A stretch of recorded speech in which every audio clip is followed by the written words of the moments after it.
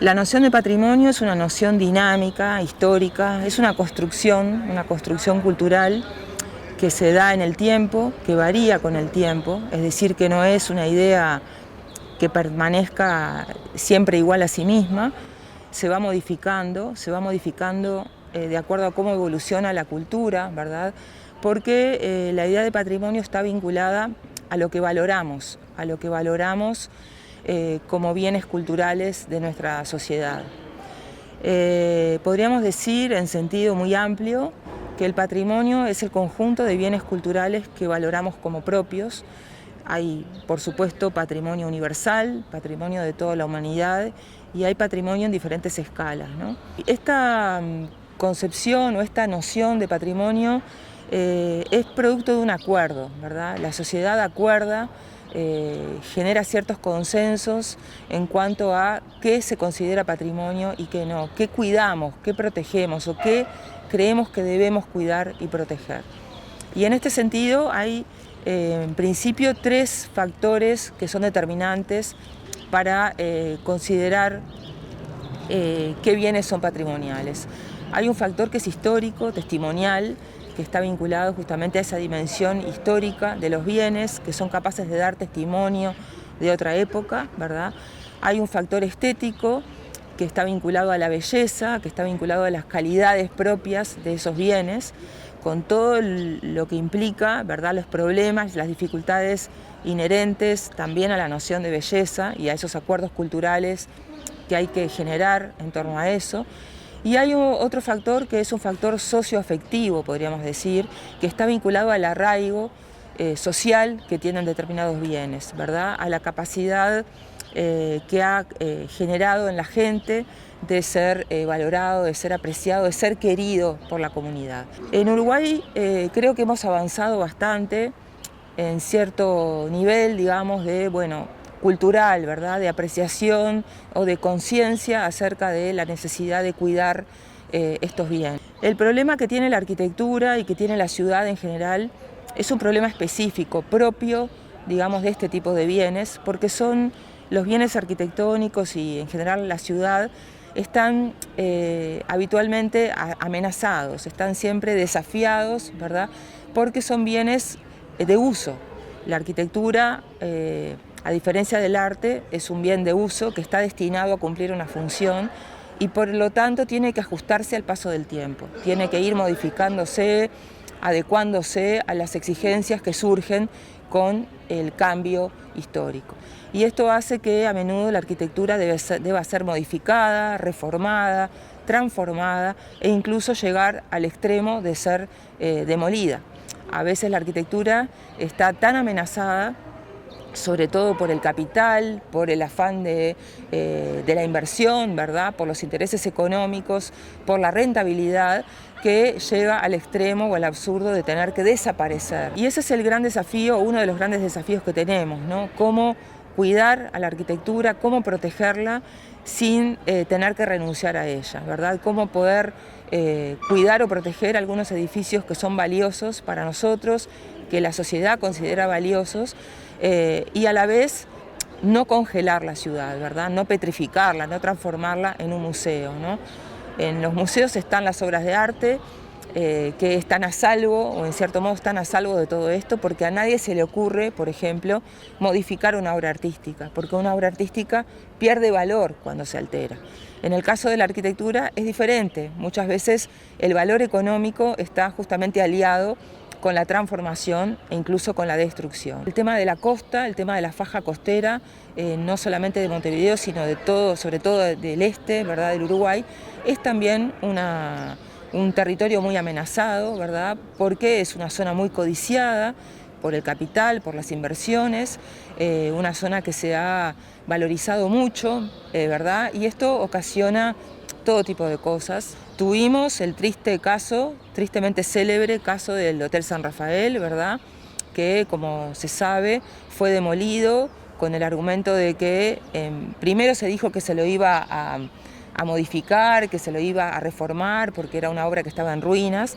Luego finalmente se demolió para hacer una especie de réplica bastante ridícula, bastante absurda de lo que era el hotel en su momento. Y esto creo que más allá del valor propio del edificio, creo que es muy grave porque además sienta un precedente para toda esa zona, ¿no? El hotel estaba inserto en un barrio muy particular, con un uso del suelo bastante bajo, con un tipo de implantación bastante particular, bastante singular, que nos daba a los uruguayos la posibilidad de promover un turismo alternativo al turismo de las torres, ¿verdad? Al turismo que se está expandiendo por todo el mundo. Nos daba la posibilidad de tener un diferencial en este sentido. Uruguay creo que no está valorando esas posibilidades, en vez de explotando las posibilidades y las alternativas que tenemos como país periférico, estamos copiando, emulando los errores de las grandes metrópolis, ¿verdad? Estamos imitando lo que ocurre en otros lados y no estamos teniendo la capacidad de sacar partido de nuestra belleza, de nuestras singularidades.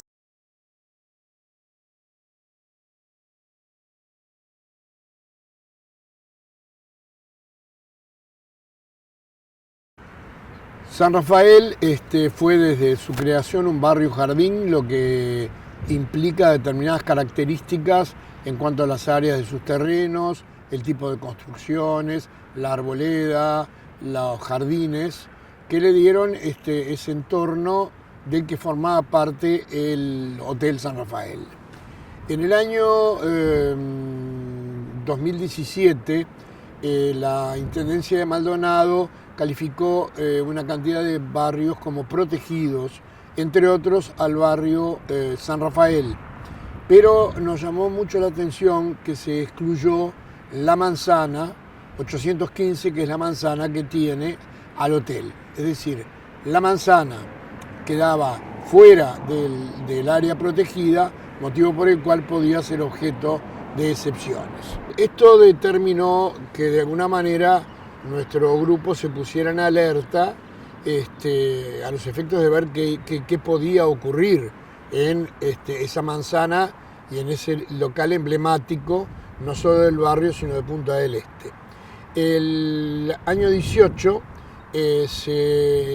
la Intendencia remite a la Junta Departamental un proyecto en el que se habla de determinadas intervenciones en la manzana con el ánimo de mantener el hotel. Pero en la Dirección de Planeamiento, considerando esa resolución, establece que esa intervención tendrá como finalidad evitar la demolición y lograr la rehabilitación del hotel, lo que de alguna manera nos dejó tranquilos, sin perjuicio de que seguimos atentos a los efectos de que la construcción que se pudiera realizar aparte no afectara de alguna manera, de modo sustancial, las características del barrio. Nos enteramos de que se había presentado un proyecto constructivo, pedimos al amparo de la Ley de Información Pública acceder al mismo, se nos permitió acceder de manera limitada, se declararon confidenciales algunas actuaciones, vimos determinadas construcciones nuevas y que no se hablaba para nada del hotel, o sea, no se hablaba de su remodelación. En el 2018, la Intendencia manda un nuevo proyecto a la Junta Departamental en el que acá ya habla de la realización de un complejo en la manzana del Hotel San Rafael y siempre agrega que está condicionado a la reconstrucción del hotel. Término ambiguo, porque reconstrucción puede ser volver a construir o reparar lo ya construido. Quedamos medianamente tranquilos porque en el mismo informe otra vez la Dirección de Planeamiento manifestaba que lo que se intentaba era mantener el hotel original en su fachada y simplemente hacer modificaciones en su interior para adaptarlo a las comodidades actuales, lo que nos pareció razonable. Esto hizo que nos continuáramos movilizando porque se insistía a su vez por la prensa que iba a producirse la demolición del hotel.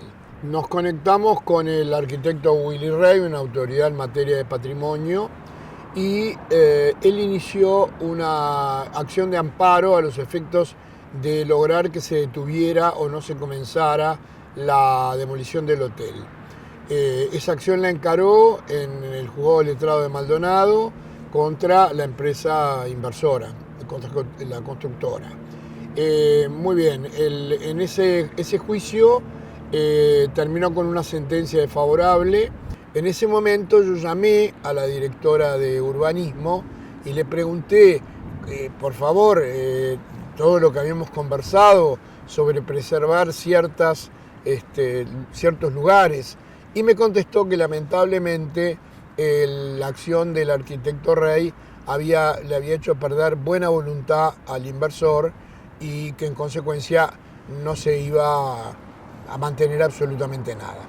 Cosa que me llamó la atención porque creo que ahí no era un tema de buena voluntad del inversor, sino que era un tema de ejercer la autoridad, la directora de planeamiento o la autoridad municipal que correspondiese. Nosotros a su vez habíamos hecho intervenciones ante el Ministerio de Ambiente y el Ministerio de Turismo. Lamentablemente ambos ministerios derivaron los expedientes a la Intendencia de Maldonado para que diese su opinión, y la Intendencia por supuesto jamás contestó, lo que inhibió cualquier actividad de los ministerios. Sobre el tema San Rafael hemos dado vuelta a la hoja porque ya es un hecho consumado contra el que no se puede luchar. En una reciente reunión con el intendente actual, cuando la Comisión de San Rafael conversó, le pedimos que la excepción no fuera la norma y que los vecinos fueran escuchados. Él, en un gesto que nos resultó muy interesante, dijo que sí, pero que el pasado no podía ser revisado, cosa que lo entendimos porque es así. Ahora, lo que nosotros propusimos en una reunión en la Liga de Fomento, que los vecinos fueran sí o sí, tuvieran participación activa en la toma de resoluciones con relación a excepciones de envergadura en los distintos barrios. O sea, que se les escuchara, pues en definitiva ellos son los que van a sufrir las consecuencias o tener los beneficios de la obra.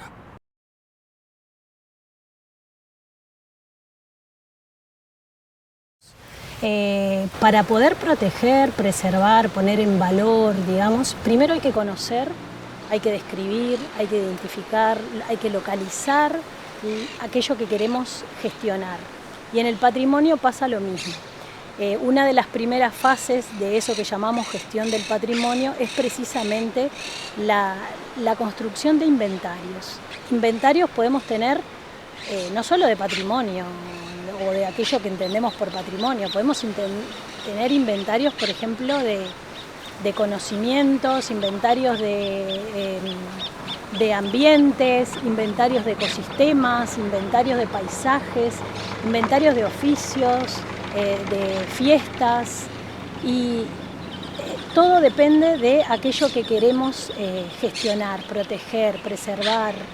Y bueno, y ahí la Ley de Ordenamiento Territorial tiene un artículo que nos parece que es un artículo muy importante, muy potente, porque define precisamente a los inventarios como instrumentos complementarios del ordenamiento territorial y los pone en vínculo con otros instrumentos de la ley, como son las directrices, los planes locales, las ordenanzas, ¿no? Y establece un vínculo con ellos. ¿Y eso qué quiere decir?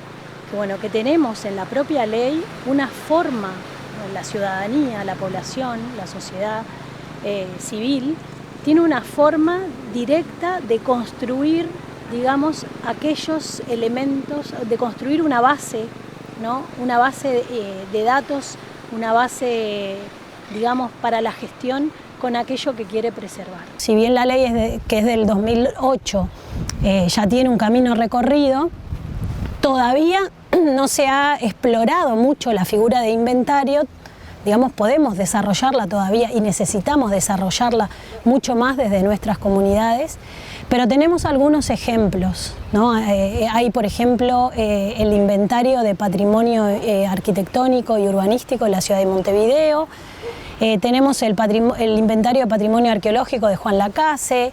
Tenemos como experiencia también novedosa, que es desarrollada por nuestro grupo, en Tacuarembó, el inventario departamental de patrimonio arqueológico de Tacuarembó, que además en ese caso concreto hemos sabido que en muchas ocasiones ha sido un instrumento al cual han apelado distintas comunidades, sin ir más lejos, por ejemplo la comunidad del Cerro de la Aldea, hace unos años apeló a la figura del inventario y a cómo se categoriza el Cerro de la Aldea dentro de ese inventario para preservarlo, para protegerlo frente, por ejemplo, a la instalación de canteras de extracción de piedra para la construcción de carreteras. En el caso del área protegida de Laguna de Rocha, dentro del plan de manejo, también se incluye dentro de los programas, las estrategias que establece el plan de manejo, la necesidad de desarrollar inventarios. Y dentro de los inventarios que habría que desarrollar dentro del área protegida están también los del patrimonio intangible, los del patrimonio inmaterial. Y en concreto se habla también de la importancia que tiene preservar, registrar, documentar y promover también manifestaciones culturales asociadas, por ejemplo, a la pesca artesanal, que es un patrimonio vivo de la Laguna de Rocha, ¿no? Con esto lo que queremos decir es que dentro de esa figura de los inventarios también existe la posibilidad de incorporar, digamos, valores, bienes intangibles del territorio.